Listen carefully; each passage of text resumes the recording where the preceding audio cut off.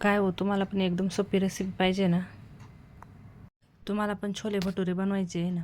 मग या पद्धतीने एकदा बनवून बघा. परत परत तुम्ही याच पद्धतीने बनवणार. त्यासाठी काय करायचं आहे, छोले ना 5-6 तास पाण्यात भिजून घ्यायचे, स्वच्छ धुवून घ्यायचे, कुकरमध्ये टाकायचे.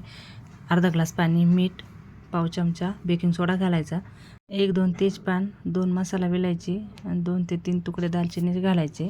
झाकण लावायचं आणि 5-6 शिट्ट्या मस्त शिजून घ्यायचं. छोले शिजत आहे तोपर्यंत आपण इथं भटुऱ्यासाठी पीठ मळून घेऊया.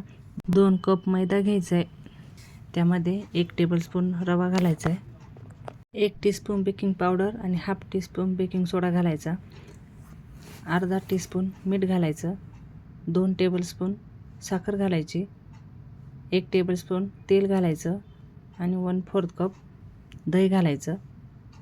सर्व मिश्रण हाताने एकजीव करून घ्यायचं. व्यवस्थित सर्व पिठाला मिक्स झालं पाहिजे, या प्रमाणात व्यवस्थित चोळून घ्यायचं. त्यानंतर पाणी टाकून सैलसर असा याचा घट्टसर गोळा मळायचा. जसं लागेल तसं थोडं थोडं पाणी टाकत जायचं, एकदम टाकायचं नाही, नाही तर पीठ एकदम सैलसर होईल. थोडं थोडं पाणी टाकत मस्त असा सैलसर गोळा मळायचा.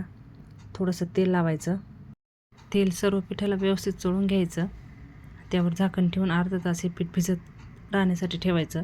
आपले छोले पण शिजले बघा, 5-6 शिट्ट्या झाल्या. आता गॅसवर एक कढई ठेवायची, त्यामध्ये 1/4 कप तेल घालायचं किंवा आवडीनुसार घालू शकता. 1 चमचा जिरे आणि मोठ्या साईजचे 2 बारीक पातळ कापलेले कांदे घालायचे. त्यामध्ये 2 हिरवी मिरची बारीक कट करून घालायच्या. तुम्हाला तिखट आवडत असेल त्या प्रमाणात कमी जास्त घालू शकता. हिरवी मिरची आणि कांदा परतून घ्यायचा. त्यामध्ये 1 चमचा आलं लसूण पेस्ट घालायची, ती पण या कांद्यासोबत छान परतून घ्यायची. आलं लसूण, हिरवी मिरची, कांदा परतला की त्यामध्ये 2 मोठ्या साईजचे बारीक कापलेले टोमॅटो घालायचे, ते पण मस्त परतून घ्यायचे.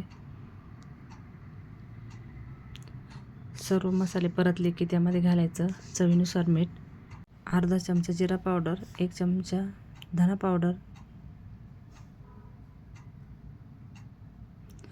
लाल मिरची 1 चमचा, अर्धा चमचा हळद पावडर, किचन किंग मसाला घालायचा आणि सर्व मसाले व्यवस्थित परतून घ्यायचं. आता यामध्ये थोडंसं आपण अर्धा ग्लास पाणी घालायचे, अर्धा कप, कारण कांदा टोमॅटो मस्त छान शिजला जाईल. या पाण्यामध्ये शिजला की एकदम छान असं तेल सुटेपर्यंत शिजू द्यायचं. छान तेल सुटलं की त्यामध्ये शिजलेले छोले घालायचे, मिक्स करून द्यायचे व्यवस्थित. अर्धा 1 ग्लास पाणी घालायचं, तुम्हाला जशी घट्ट ग्रेव्ही पाहिजे, घट्ट पातळ, त्यानुसार पाणी घालायचं. मिक्स करून द्यायचं. उकळी आली की त्यामध्ये मस्त हिरवीगार कोथिंबीर घालायची आणि एक 5 मिनटं मंद गॅसवर मस्त शिजू द्यायचं. मस्त आपले चमचमीत असे छोले तयार झाले. आपलं पीठ पण तोपर्यंत भिजते छान. आपलं पीठ पण तयार झाले भटुऱ्यांसाठी.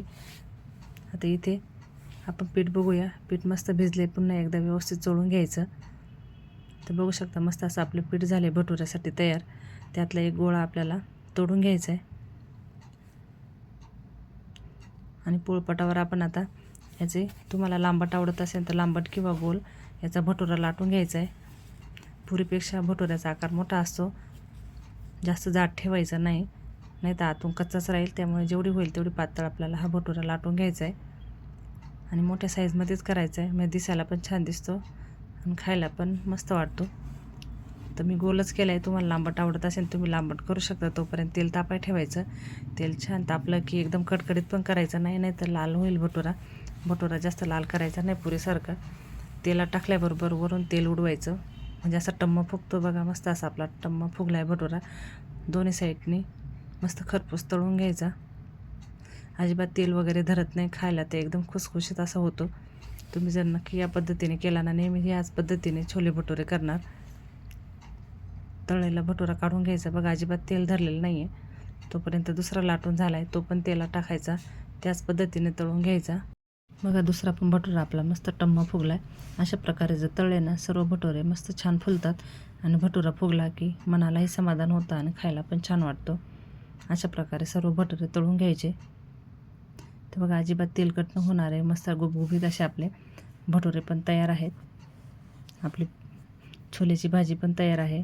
वातड न होता एकदम खुसखुशीत असे आपले भटुरे पण तयार आहे. छोलेची भाजी, छोले भटुरे तयार आहेत.